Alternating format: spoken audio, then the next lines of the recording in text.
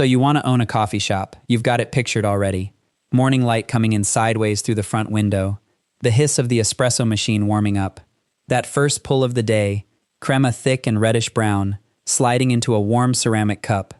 Regulars who know your name and you know their order before they reach the counter. A chalkboard menu in someone's beautiful handwriting. A place that's yours. A little third space between work and home, where the whole neighborhood softens for a few minutes. Here's the problem.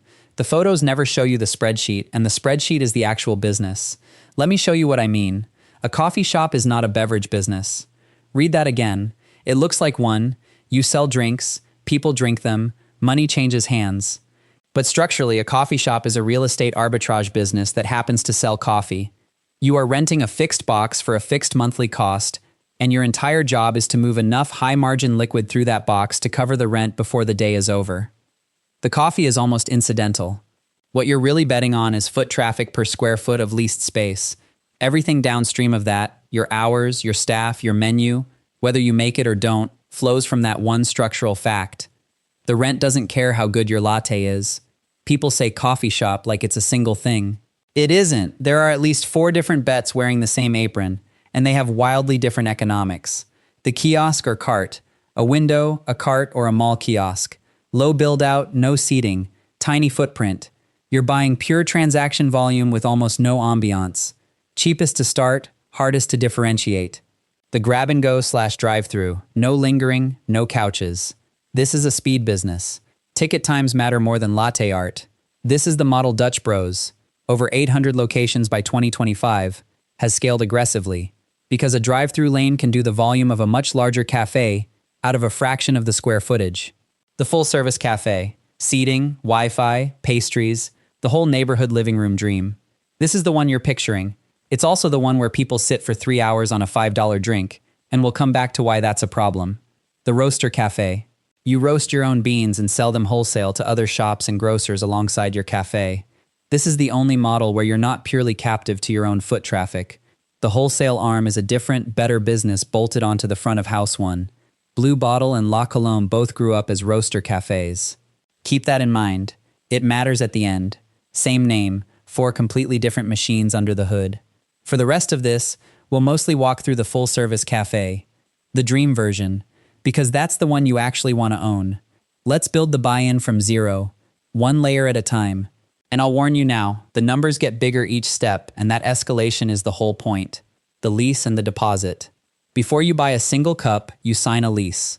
Rent for a cafe-sized space runs anywhere from about $2,000 a month in a quiet secondary market to $12,000 or more in a high-traffic urban corner. But here's the catch. The landlord doesn't just want first month's rent. Commercial leases typically demand first, last, and a security deposit, plus a personal guarantee. So before you've opened, you might be handing over $10,000 to $40,000 just to hold the keys. The build-out. This is the one that ambushes people. Turning a raw or previously non-food space into a functioning cafe. Plumbing for the espresso machine, 3 compartment sinks, grease and water lines, electrical for high-draw equipment, HVAC, flooring, health code compliant surfaces, runs roughly $150 to $300 per square foot. On a modest 1,200 square foot space, that's $180,000 to $360,000. If you inherit an existing cafe space that's already built out, you can slash this dramatically. If you're starting from a former clothing store, you're financing a small renovation. The equipment. Here's where new owners underestimate by a factor of 2. A commercial 2-group espresso machine, the workhorse behind the counter, is not the $700 machine on your kitchen counter. A commercial La Marzocco automatic runs somewhere between $23,000 and $35,000. New. Then the grinders at around $3,000 to $5,500 each, and you need at least 2. Then the drip brewers, the refrigeration, the pastry case, the water filtration, because bad water genuinely ruins the coffee, the POS system, the furniture. All in, equipment lands between $40,000 and $150,000, depending on how much you buy new versus used. The reserve. And this is the layer people skip entirely, then die on. You need 3 to 6 months of operating cash sitting in the bank before you open, because you will not be profitable on day one. That's another $45,000 to $150,000 that isn't buying you anything. It's just keeping you alive while the neighborhood learns you exist. Let's add it up. A realistic all-in number to open a genuine full-service cafe from a not already a cafe space lands somewhere between roughly $180,000 and $450,000. The industry's own commonly cited range is $80,000 to $300,000, but that lower end assumes you're inheriting a built-out space or running a cart. That's the price of admission. Now here's the part nobody tells you. Ask most people how a coffee shop makes money and they'll say, sell coffee? Coffee is cheap to make. Keep the difference. And they're not wrong about the margins. The coffee, milk, and cup in a $5 latte cost you maybe $1 to $1.25. That's an 75% plus gross margin on the drink itself. Fantastic. So why does something between 50% and 74% of independent coffee shops fail within 5 years? A figure drawn from a widely cited survey of coffee shop owners and echoed by the National Restaurant Association's finding that roughly 30% of all restaurants don't survive year one. Here's the hidden mechanic. A coffee shop does not make money selling coffee. It makes money selling seat turnover per square foot per hour. Your revenue is not really price of drink times number of drinks. It's closer to number of times you can rent each square foot of your floor to a new paying customer during your open hours. And that reframes the entire business, because it means your most beloved customer, the freelancer who buys one $5 drip coffee at 9 a.m. and occupies a 4-top table with an outlet until 2 p.m., is not a customer.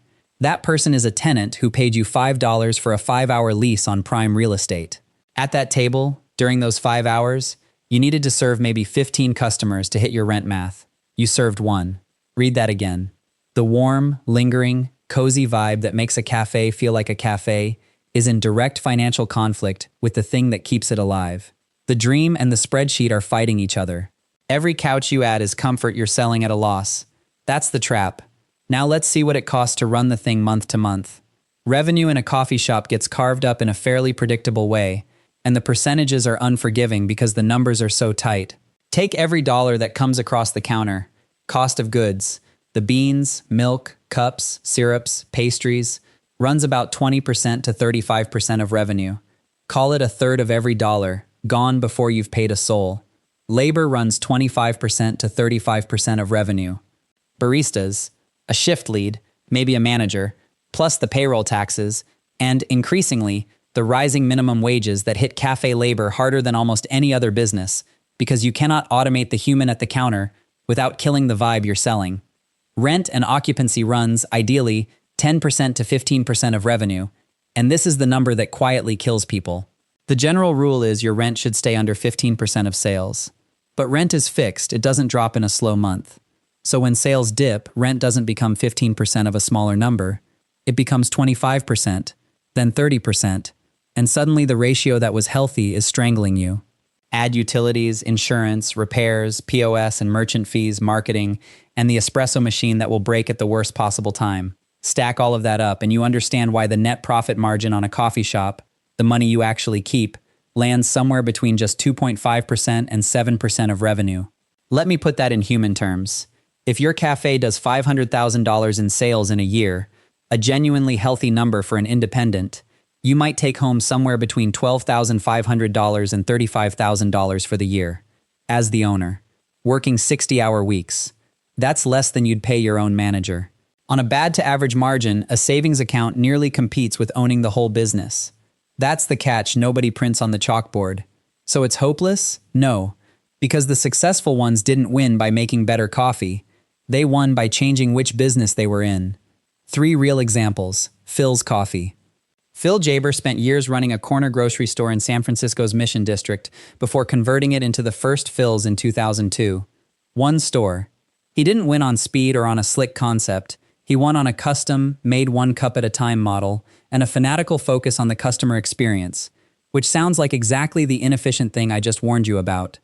The difference is he turned that experience into a brand strong enough to raise venture capital and scale to roughly 70 to 80 locations, at which point the economics stop being one cafe and start being a chain with buying power, central roasting, and negotiated rents. He escaped the single box trap by getting big enough to have a different cost structure. Blue Bottle Coffee, started by James Freeman in Oakland in 2002. First as a roaster selling at a farmer's market, then cafes. Note the order. Roaster first. The wholesale and beans business gave Blue Bottle a revenue engine that wasn't captive to a single floor's foot traffic. In 2017, Nestle bought a 68% majority stake in a deal widely reported at around $425 million. Nobody pays that for a company that just sells lattes to freelancers. They paid it for a brand and a roasting plus retail system, La Colombe. Founded in Philadelphia in 1994, again as a roaster with cafés attached, it eventually built a canned cold brew consumer packaged goods business, the draft lat cans you see in grocery stores. In December 2023, Chobani, the yogurt company, acquired La Colombe for $900 million. Read that again, $900 million paid by a yogurt maker for what started as a Philadelphia coffee roaster. Chobani didn't buy the cafés, they bought the packaged goods brand and distribution. See the pattern? Every one of these escaped the coffee shop trap by no longer being only a coffee shop. The single independent cafe is a brutal business. The roaster, the brand, the CPG line, the chain with scale, those are good businesses that happen to have cafes as their storefront and marketing. Let's do the math on a single independent full-service cafe. One location, 1,400 square feet. Rent of $6,500 a month. You're the owner-operator, so you work the counter to save on labor. The good year. You've nailed a corner near an office district and a transit stop. You average 250 transactions a day at a blended ticket of $7 because you push food and specialty drinks, not just plain coffee. That's $1,750 a day, and you're open every day, so call it roughly $52,000 a month, about $630,000 a year. Now the carve-up. Cost of goods at 28% takes $176,000. Labor at 30%, even with you working, takes $189,000. Rent at $78,000 a year lands right at a healthy 12%. Utilities, insurance, fees, repairs, and marketing eat another $95,000 or so. Add it up and you're left with roughly $92,000 in operating profit, about 14.5% on paper. But that number includes the wage you're paying yourself for standing behind the counter 50+ hours a week. Strip that out and the business itself, the thing you sank $300,000 into, is clearing something in the mid-single digits. In a good year. With everything going right. That sounds livable. Here's the catch. The realistic year. A competitor opens 2 blocks away, the office building goes hybrid, and half the workers stop commuting in 3 days a week. Your daily transactions slide from 250 to 175, and your ticket dips to $6.50 as people trade down to drip coffee. Now you're doing about $1,140 a day, roughly $415,000 a year. Watch what happens to the ratios, because this is the whole lesson. Cost of goods is variable, so it scales down to about $116,000. Fine. Labor is sticky. You still need someone to open, someone to cover the mid-shift, someone to close, whether 10 people come in or 100, so labor barely drops, staying near $150,000, which is now 36% of revenue. And rent? Rent doesn't move at all, still $78,000, but now that's nearly 19% of sales, blowing past the healthy line. Same fixed costs, smaller pie. Run it all the way down and your $92,000 profit doesn't shrink proportionally. It collapses. You're now looking at maybe $15,000 to $25,000 for the year. Or, in a slightly worse version of the same story, a loss. Same cafe, same barista, same beautiful chalkboard. A 34% drop in traffic didn't cut your profit by 34%. It nearly erased it. That's what fixed costs do. That's the swing. The distance between a good year and a bad year in this business isn't the distance between rich and comfortable. It's the distance between comfortable and closed. So here's the thing about owning a coffee shop.